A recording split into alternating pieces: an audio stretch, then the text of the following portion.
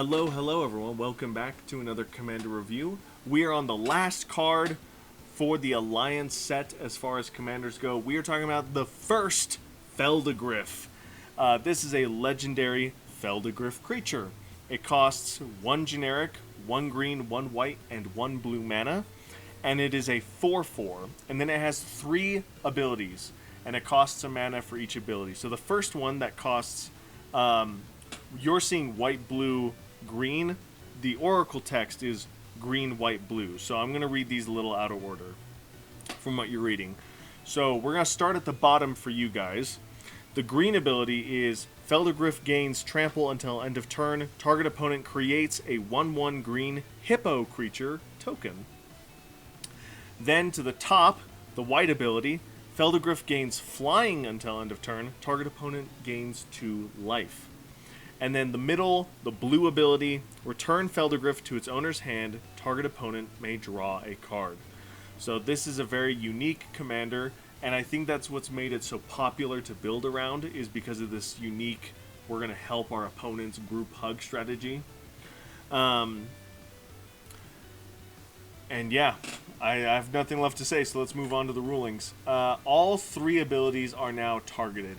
Now, I don't know if that's just because of the version I'm looking at right here, or that you are looking at, because it does say target opponent, target opponent, target opponent in each of those.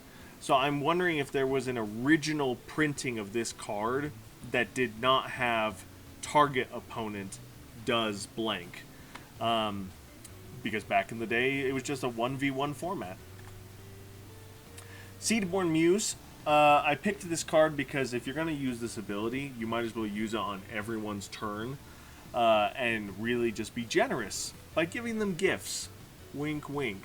We're going to give them a lot of gifts, so let's give them as many gifts as possible on everyone's turn.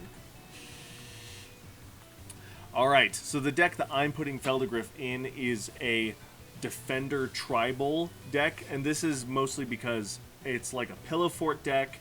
I'm going to be helping my opponents with group hug strategies, but I'm going to have so many strong defenses that they're not going to waste their time attacking me, because I'm going to be a giant fortress that they cannot penetrate. Like a fortress of solitude, you could say. The second deck idea is a group hug strategy. Very traditional. Usually the problem with these strategies is, like, obviously you want to win con in these decks. And so the win con I picked for this would be like Folio of Fancies, where yes, you're giving everyone tons of card draw, but then you're going to use that to your advantage, because Folio of Fancies forces your opponents to mill cards, and you're pretty much going to do a mill strategy, but you're also going to have a very interesting, fun game where everyone's going to do what they want, because you're letting everyone draw a bunch of cards. So the trick with this deck is help everyone out, protect yourself as much as possible, and then mill them out as fast as you can with Folio of Fancies. With Seedborn Muse, that could be very easily doable, because you can do it 4 times in a round with that little combination of cards. And then lastly is, yes, we're going to help you, but we're also punishing you in some way, shape, or form. Suture Priest will bleed your opponents whenever you give them hippos. Kavu Predator has trample, and it's going to become massive with the amount of life that you're going to give your opponents. And then Seraphic Greatsword. Yes, because your opponents will have the most life total, you're able to attack players with the most life total, as long as you don't have the most life total.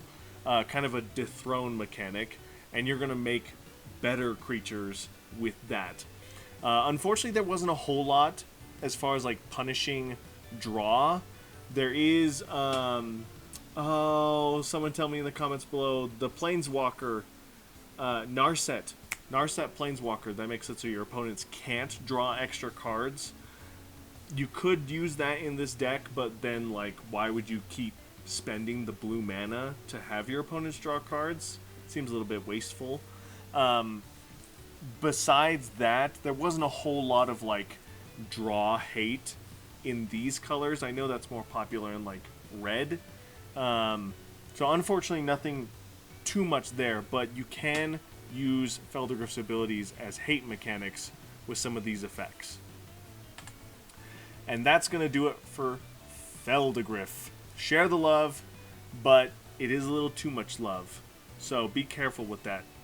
Give your opponent's life, give them cards, give them hippos, have fun with it, have them fight each other. Don't give them too much or else you will fall behind.